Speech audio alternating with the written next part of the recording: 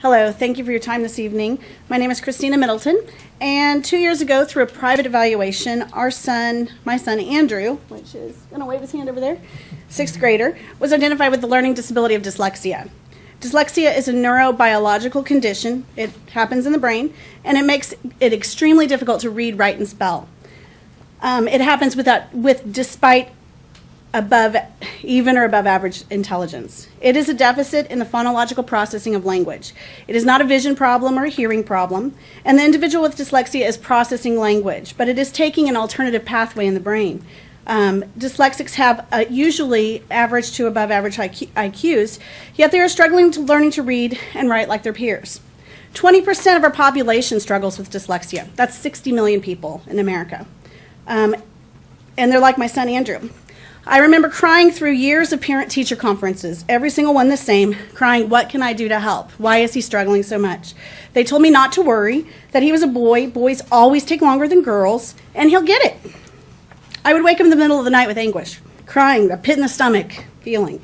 And he would be pulled out each day, an hour a day, for 5 years of reading interventions. He went through 7 different programs. At the end of the 4th grade, he was still struggling.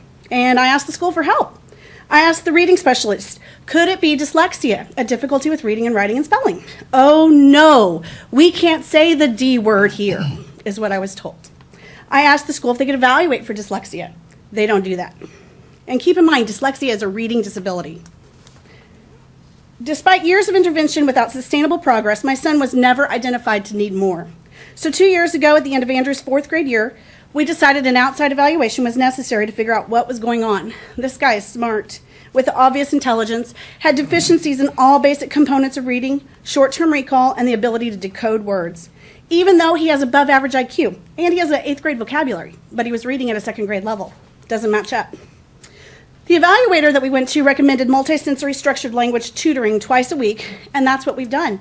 But we are a fortunate family.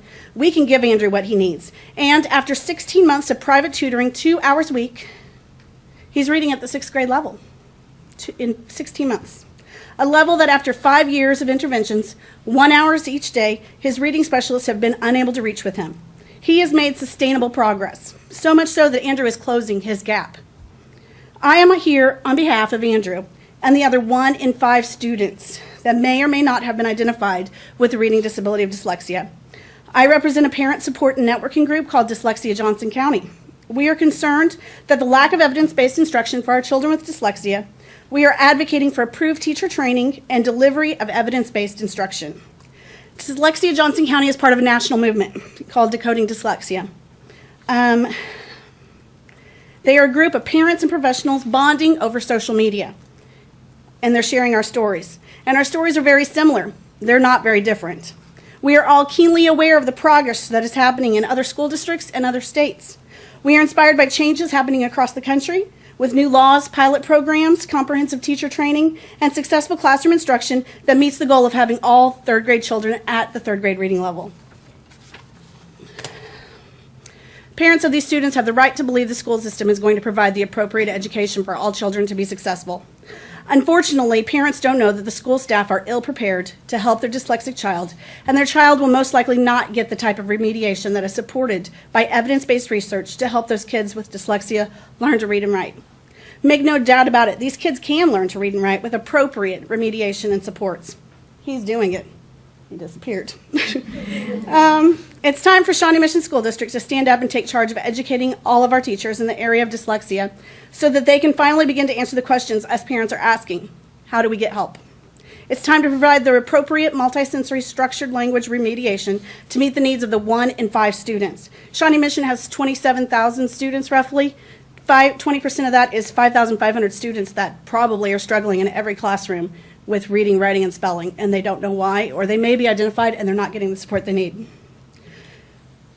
You can start by ensuring all reading specialists understand the warning signs of dyslexia.